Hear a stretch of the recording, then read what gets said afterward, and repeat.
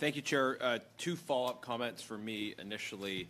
I strongly share the contention that the evidence you've provided and other evidence we've heard demonstrates that the Russian regime is committing genocide as part of their invasion of Ukraine. The House of Commons made that determination early on, and I think it's one worth reinforcing now, strengthened by the evidentiary record that you provided.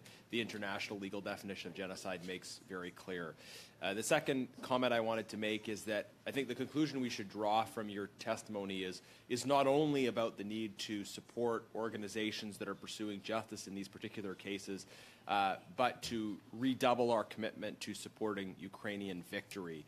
There can be no justice without Ukrainian victory, and this testimony underlines the high stakes. We're not just talking about sort of the abstract question of territory or where a border is. We're talking about how when you have occupation, people are being stolen.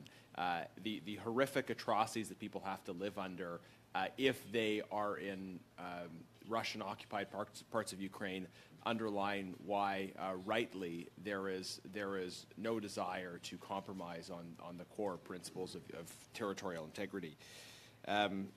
I had asked about sexual violence as well as torture during my initial question, so I wonder if you can follow up on the issue of torture, specifically treatment of detainees.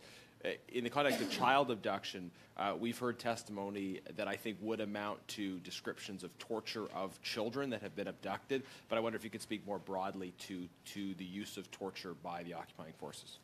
Thank you, and sorry that I missed. In 1 minute, please. Yes, torture is, once again, is systemic, and we are investigating thousands of cases of torture.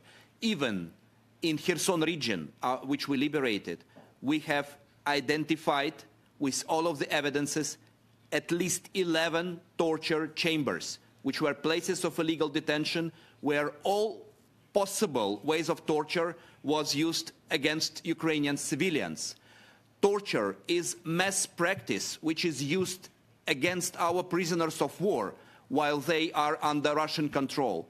And when they are released, they give us evidences of torture and ill treatment which is committed against them during their presence in Russia. So torture is a weapon of war used by Russia, which definitely is their part of their persecutorial policy.